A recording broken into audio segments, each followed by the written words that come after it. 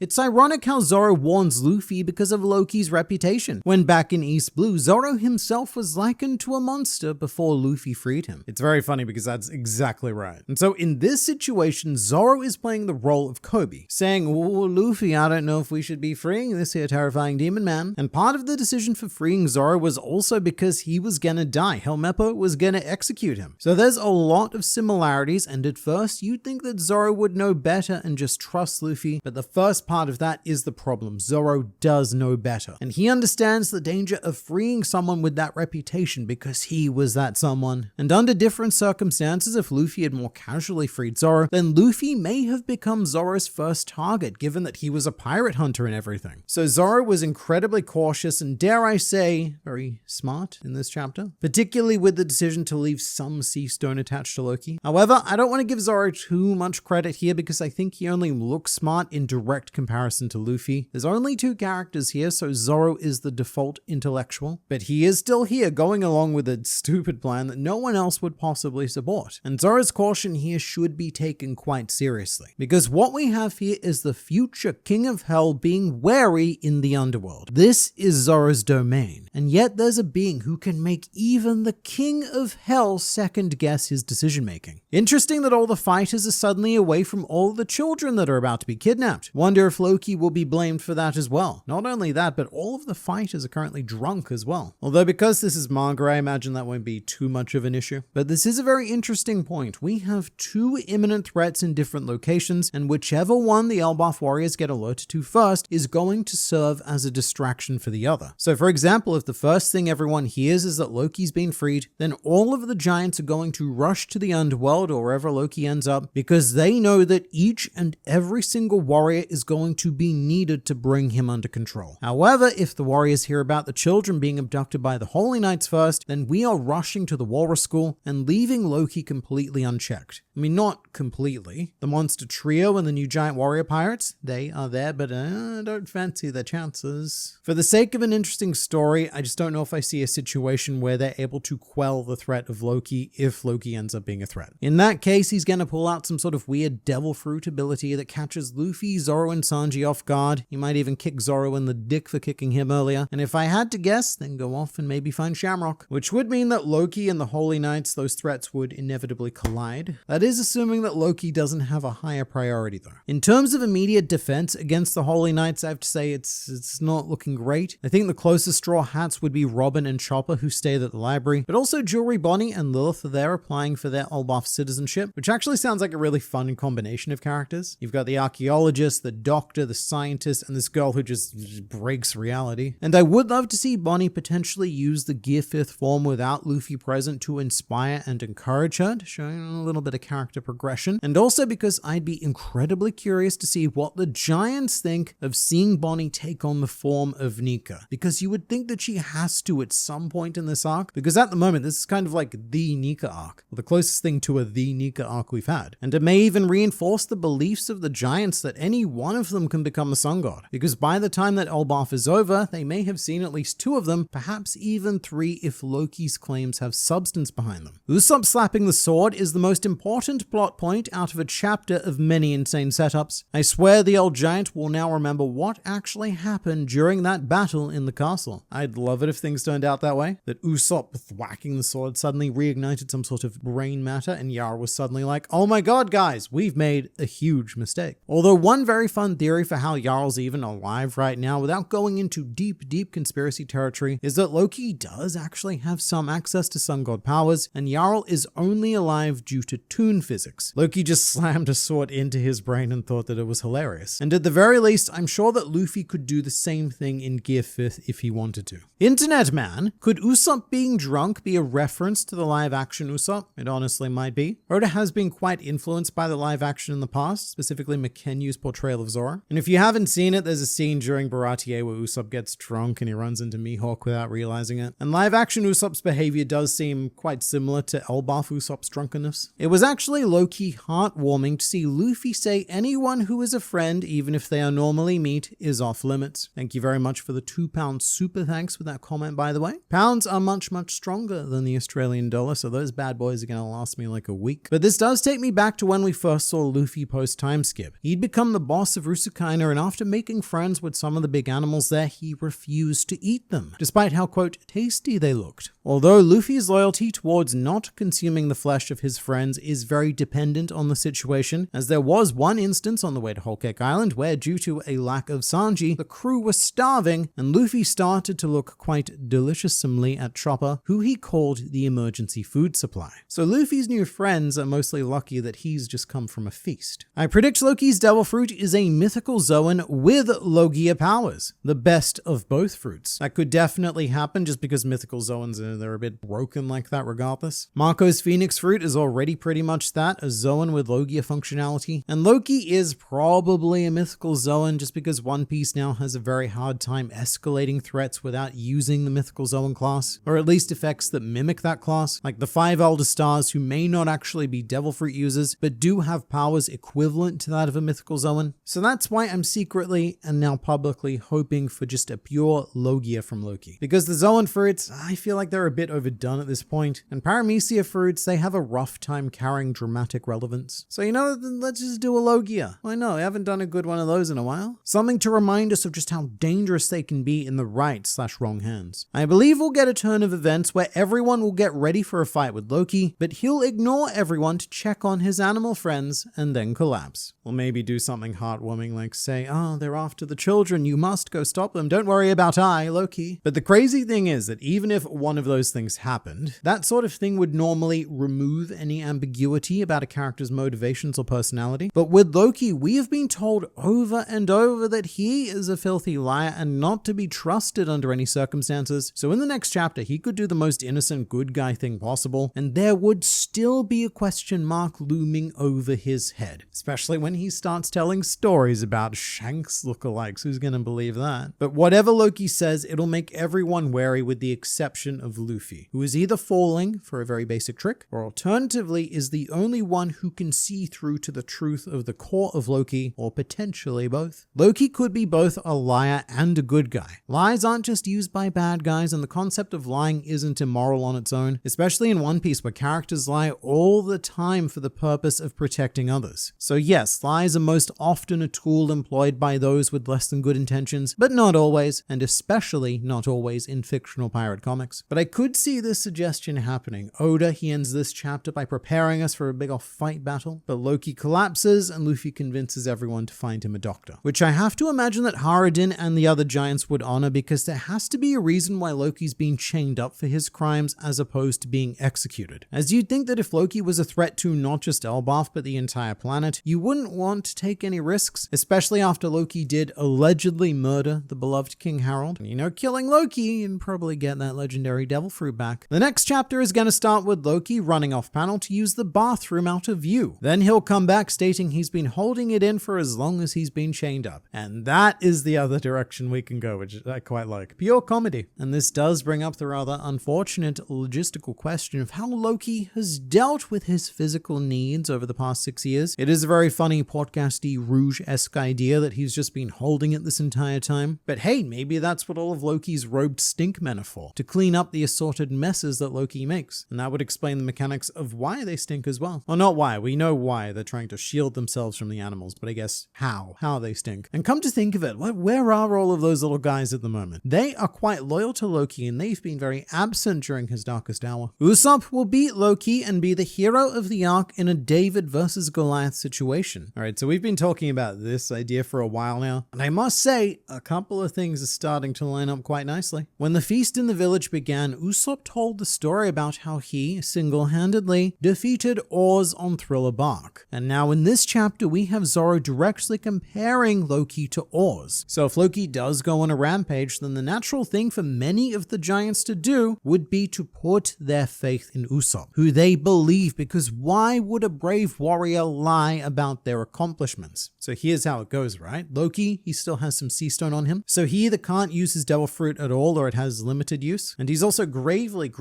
wounded as a result of Shamrock's dogs. Whilst right now he could be about to fight the Straw Hat Monster trio. So let's say he gets through all of that. He beats Luffy, he beats Sanji, he really beats Zoro, and then makes it to the village. At which point Usopp, out of sheer peer pressure, is forced to take a stand against him, and Usopp then fires a single shot hitting Loki in the head, and this shot just just so happens to be the straw that breaks the ancient giant's back, and so Loki falls down, and Usopp is forever remembered as the man who defeated Loki alongside Shanks. It's ridiculous, but I kind of want to see it. However, I do feel like this is me maybe tapping a bit too much into Usopp's imagination. Probably a hot take, but I would be pretty disappointed if Loki is not the big antagonist of this arc. I think I'd also be pretty disappointed if we didn't get to explore at least some sort of conflict with him, just because his design, it is so damn cool. I swear, it is made so that we can see him fight in all sorts of amazingly drawn panels. But that doesn't have to doom him into antagonism forever. One of my all-time favorite characters in One Piece in general is Charlotte Carter Curry, who had an amazing journey from serious antagonist to basically another protagonist by the end of his battle with Luffy. So there is definitely a way where we can have the best of both worlds with Loki as well. Why was the hammer just sitting there for Loki to pick up? I guess it's because it could be a Mjolnir situation. Some people have pointed out that the hammer Ragnir is just Ragnarok and Mjolnir put together. I also have an alternative theory about that, which I'll go into in a bit. But essentially, the hammer may only be able to be picked up by those who it deems worthy. And the way it's spelled in Japanese, Ragnir, it means Iron Thunder. So we are very potentially making that Thor Thunder God connection here. And something that I have seen quite a few people considering at this stage is that Loki himself may not be the legendary Devil Fruit user, and that he may have imbued it into Ragnir, which is why it needed to be tied to the tree as well with Sea Stone. I don't know how much I buy that though, because then you need to question why they use Sea Stone cuffs on Loki. Although at the same time, Sea Stone is one of the strongest substances on the planet, regardless of whether or not you're a Devil Fruit user, and it's pretty effective. Like on any slobby, when Usopp and Zoro got caught in Sea Stone cuffs, it was not possible for Zoro to cut through them, even though he was quite proficient at cutting almost any substance at that point, so it could still make sense to wrap Loki up in it. Or maybe the answer is it's a lot more simple. Loki is the size of Oz, so perhaps there's just no giant strong enough to physically lift Ragnir, so they needed to leave it there, where Loki did. But either way, I am looking forward to seeing Loki smash some stuff. But just going back to the name, this could be absolutely nothing, but I thought it was too interesting not to point out. If you put Ragnir and Loki's names together, they come startlingly close to spelling Ragnarok in Japanese, because you'd say them as Ragunyaroki. I believe Ragnarok would be Ragunaroku, but it is extremely close. I'm hoping Luffy made the wrong decision. I think it would be a cool subversion on the main character being just straight up wrong for a change and him needing to own up to it. I think that's the sort of thing that would have worked well in very early One Piece, when Luffy was still finding his way, but I don't know how well a sudden crisis of self would play out at this late stage. We did kind of see this happening with Luffy versus Usopp on Water 7. That was when we were seriously questioning some of Luffy's decisions and his ability to communicate with his crew, and after the Battle of Marineford, we also saw Luffy break down and briefly lose faith in his own abilities. But right now, we are one mystery cube away from finding Laugh Tale. So I don't know if readers can afford to lose faith in Luffy when we are this close. We have just been through too much with him. And the thing we can't forget is that Luffy also very much has fate on his side, which is sometimes a controversial meta decision, but it is very difficult for Luffy to actually make bad decisions, even if he were to try, because he's on a pretty set path. And even if freeing Loki looks like a horrible idea at first, eventually it's all gonna work out for the betterment of everyone who isn't the world government. Loki isn't the bad guy. Just trust me, bro. Alright, doing so? I do not believe Emu is human at all. Now that we know there are moon people, I believe in human terms, Emu would be an alien. So yeah, Emu could genuinely be an alien, because we've seen tons and tons of aliens already. Space is a particularly wacky place in the One Piece universe, and all of the sky people living on the One Piece planet are confirmed aliens. They came from one of the moons. But just with that in mind, here is a different idea. Emu isn't an alien, and whatever he is the only person or being currently alive who is native to this planet. And everyone else, the humans, fishmen, giants, sky people, they are the aliens who arrived on this planet in the past, and that's why Emu has such a profound belief in his right to rule the planet. Why was the chapter named Older Women though? So chapter titles in One Piece are usually quite interesting because they generally reflect the core moment that the chapter is about. And a lot of the times that's rather obvious. Like the chapter where Shamrock was revealed, the title of that was Introducing Shamrock. Other times it's a bit more subtle, like in chapter 1135, which was called Friends Cups, which was in honor of the Straw Hats and the Giants finally coming together for the feast and raising their cups together, because this is quite an important ritual in defining relationships in Japan. Like the chapter that the the Straw Hat Grand Fleet was formed was called Sun's Cups. And then the chapter after Friend's Cups was called The Land That Awaits the Sun, which was the one that gave us that big sun god lore dump in the first mention of the Harley text. And so it was referring to Elbaf waiting for the sun god or the dawn of the world, or both. But long story less long, chapter titles are usually quite well thought out by Oda. I'm not going to say always, but very rarely are they given to a one-off joke, especially when we have such a landmark event happening in this chapter, which is freeing Loki. And it might be tempting to think, well, of course Oda didn't put that in the chapter title because that would be a spoiler, internet man. However, to that I say chapter 574 would like a word with you, because that title was The Death of Port Gasti Ace. Just did a mild spoiler in that one. But also, as I mentioned before, Shamrock's name was first revealed in a chapter title, even though that was supposed to be the big reveal at the end of that chapter. So Oda has no issue with spoilers in titles. And so I would really like to know why he chose older women, and if we're going to look back on this and perhaps see some hidden meaning within it. I know that one thing we have flagged on this channel before is the idea of the Norns, a group of deities within Norse mythology which twine the threads of fate. So if there are any older women on Elbaf, older than Jarl, that he may be hinting towards, then they could be a possibility.